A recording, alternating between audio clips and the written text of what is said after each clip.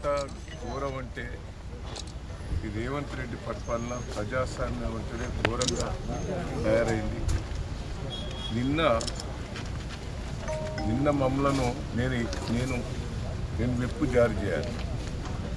RTO office కూడా పోయేందుకు నాకు అనుమతి ఇవ్వలేదు. కమిషనర్ ఆఫీస్ కూడా పోయేందుకు అనుమతి ఇవ్వలేదు.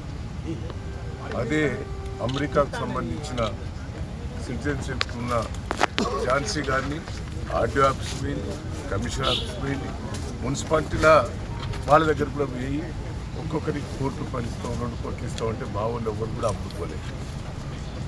భయభ్రాంతులు చేసింది. ఎట్లా ఉంటాయంటే గతంలో నేను 45 ఏళ్ళ నుంచి రాజకీయాలు ఈక్వల్, ఇప్పుడు కేశవంతరం ఉన్నది ఈక్వల్గా ఉన్న కన్నీ ఎమ్మెల్యేకి ఓటు సమానం ఉన్నప్పుడు ఓటు హక్కు ఉపయోగించుకునే అవకాశం. ఇక్కడ ప్రజలు తొర్రూరు పట్టణ ప్రజలు క్లియర్గా మాకు 9 ఇచ్చారు, వాళ్ళకి 7 ఇచ్చారు. అంటే మేము మెజార్టీ ఉన్నాం, ఈక్వల్ లేవు. సరే ఎమ్మెల్యే ఓటు ఉపయోగించుకున్నారంటే అది, కానీ ఎంపీ కావ్య గారు వరంగల్లో ఆమె అప్లై చేసుకున్నది, వరంగల్లోనే నాకు ఓటకు కావాలని ఆమె పిటిషన్ పెట్టుకున్నది. ఆ పిటిషన్ ప్రకారంగా ఆమె పిలిచిండ్రు, ప్రమాణ స్వీకారం చేసిండ్రు. ఇక్కడ నీకు ఓటకు కల్పించినామని క్లియర్గా వాళ్ళకు ఆధారాలతో వచ్చింది. 3 రోజుల బట్టి మేము ప్రయత్నం చేస్తున్నాం ఆర్డీఓ గారి దగ్గర, కలెక్టర్ దగ్గర, మున్సిపల్ కమిషనర్ దగ్గర.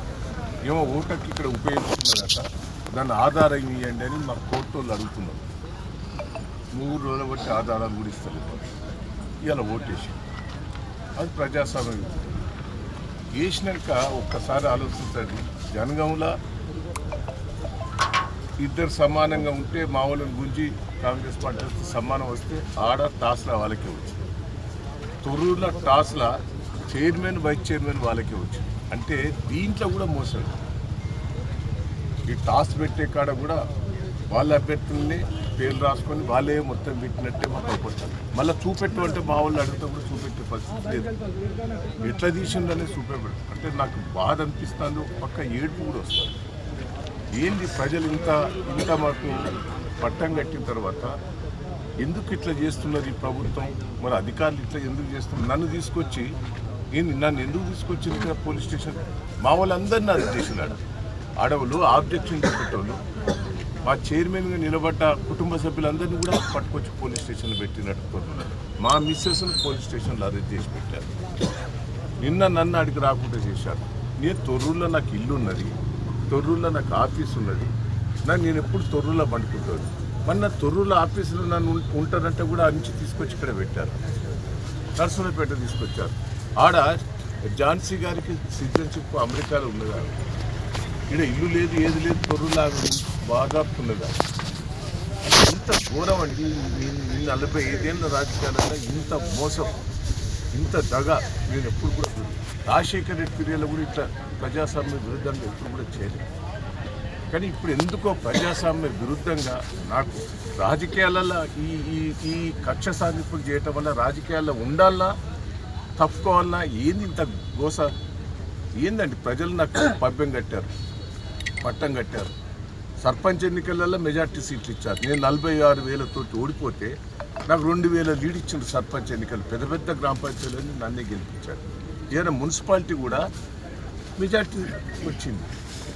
ఇంత ప్రజాస్వామ్యంగా వచ్చిన దాన్ని ఇంత దౌర్జన్యంగా చేసిన నాకైతే బాధ ఉన్నది, నాకు ఏడుపు వస్తున్నది. అసలు రాజకీయాల్లో ఉండాలన్నా, రాజకీయాల నుంచి తప్పుకోవాలన్నా అనిపిస్తుంది.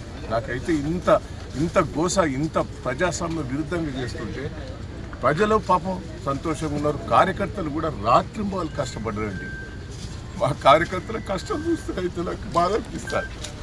ప్రజలైతే కార్యకర్తలు 2 రోజుల బట్టి భోజనం లేకుండా 10,000 మంది కార్యకర్తలు వచ్చి రాత్రింబవళ్ళు కష్టపడ్డట్టు నా కోసం నేను ఏం చెప్పాలి, ఏందైనా చెప్పాలి? ఎట్లా ఇంత విరుద్ధంగా చేస్తా అంటే రాజకీయాలలో నేను ఉండాలన్నా పోవాలన్నా నాకైతే బాధ ఉంటుంది. దయచేసి ఏంది దౌర్జన్యం? పోలీసు వాళ్ళు కూడా దయచేసి ఇట్లా చేయటం కూడా మంచిది కాదు. కేసీఆర్ని చూస్తే ఒక పక్క అభిమానం, దహేంద్రని చూస్తే అభిమానం ప్రజలు. కానీ ఇంత అరాచకాలు చూస్తుంటే నాకైతే ఏమన్నా చెప్పండి. నా కార్యకర్తలకు ఏం జవాబు చెప్పుకోవాలి? కార్యకర్తలకు నేను ఏం జవాబు చెప్పాలి? పాపం తెగించి పనిచేసారు ఈ రోజు.